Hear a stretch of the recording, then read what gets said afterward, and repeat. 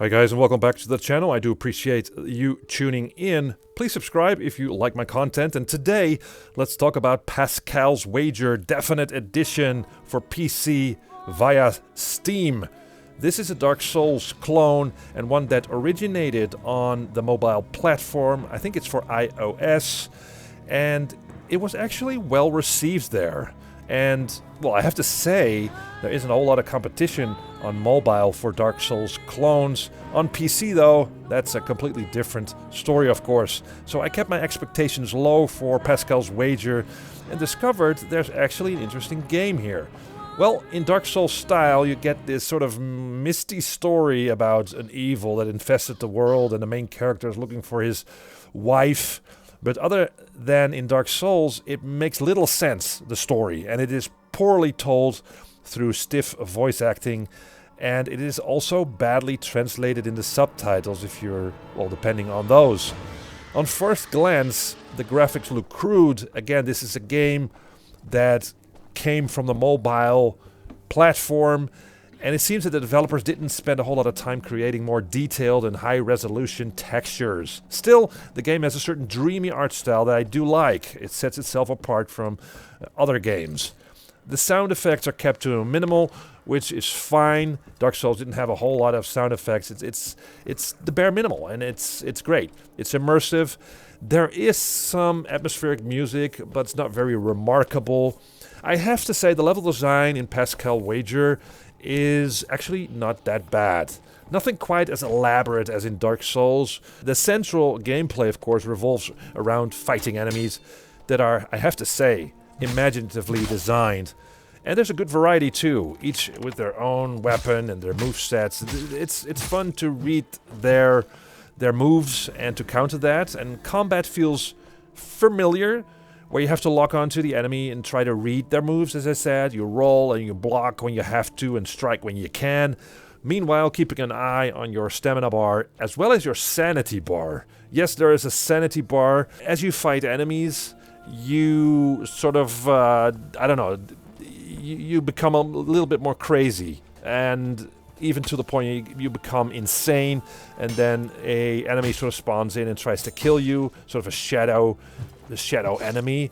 And so I have to say, it sounds more interesting than it actually is. I found the whole sanity aspect of the game fairly annoying. It didn't have to be in here, I believe. At first, I found the movement of the game fairly sluggish and not very responsive. Not as tight as in Dark Souls or other games like that. And I think this will be the biggest turnoff for many Souls fans. But the more time I spent with the game, the more I got used to the slower pace. You sort of grow into the flow of things, but I still think it is not great. I think the movement needs work. When you kill enemies, they drop bones that you can use at an altar. That's also a save point, basically. It's the equivalent of the bonfire, so you can upgrade your stats there. And there's also talent points that you can use to unlock new combos. Now, the thing about the upgrading of your stats is that I didn't feel a whole lot of difference before and after the upgrading.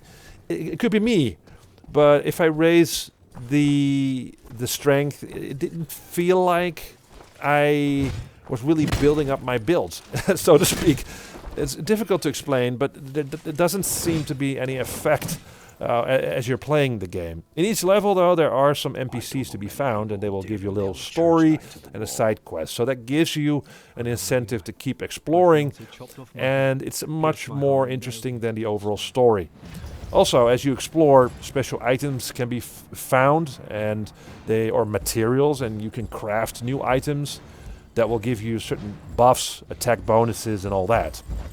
And at the end of each level, of course, there is the end boss. And again, those are quite impressive, quite a lot of fun to try and figure out what they do when it's a good time to strike, and so forth.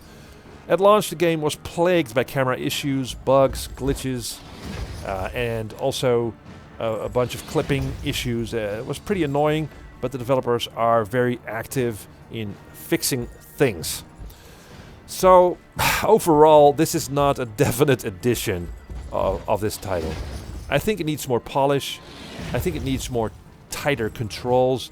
As it stands, it's a poor man's Dark Souls that somehow seems to work, despite itself. Far from perfect, not even great. Maybe not even good, but there is some fun here, some average fun.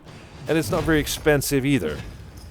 I don't think that this is a good starting point for new players to the genre, the Souls-like genre, to get into the genre.